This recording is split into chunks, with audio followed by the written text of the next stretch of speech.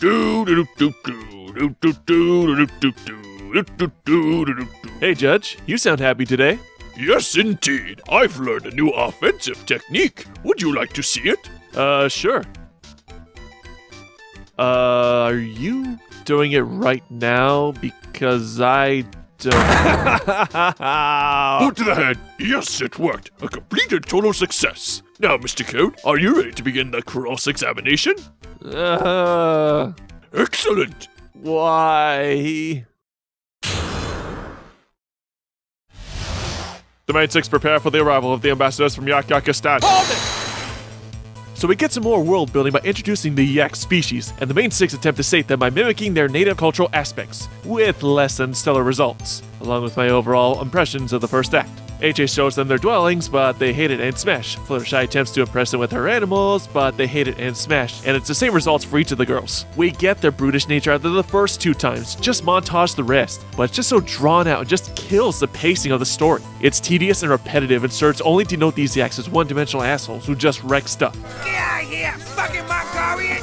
Don't you break down my wall! These Yaks aren't likable as they just come off as spoiled brats who just throw tantrums when they don't get what they want. So why did we want to open borders with them again?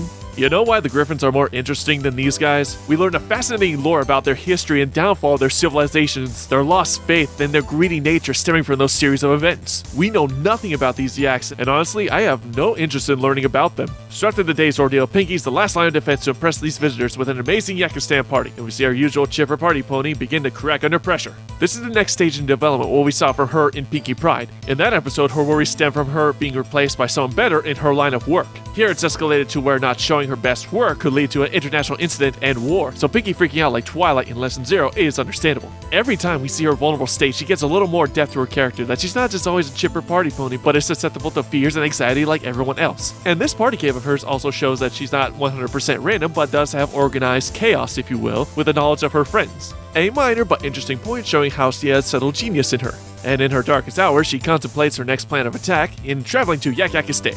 So what follows is Pinky going from one town to the next, interacting with various ponies, and eventually reaches the homestead. Her monologuing on the journey is kind of funny at first, but it gets a little grating after a while. The humor overall is hit and miss, as Twilight and Pinky freaking out is always humorous in every situation, though most of the jokes just fall flat. Just as our hopes are reached of finally reaching the Yak homestead, they, along with Pinky, are literally sliding away from us and deliver us right back to the start. So essentially, this whole journey was a waste of time, and it's just one of the many symptoms of this episode's pacing problems. It's slice of life we're thrown into these various weird situations with different ponies, but it works because it's not a typical 3-act structure, and it's self-aware of its weird plot progression. We follow Pinky through her journey, but at every stop we go through, it has no effect on the ensuing events. Yet in the end, Pinky's idea for the party supposedly came from her journey. The trip was really hard, but every pony I met along the way was so helpful. You briefly interacted with Cherry Jubilee, that's it. As for the moral, although a decent one about making one feel at home in a foreign land, isn't supported by any of the previous interactions, and I still don't like these Yaks even though they called off the war, which was over a trivial matter anyway, and still doesn't change the fact they act like spoiled brats.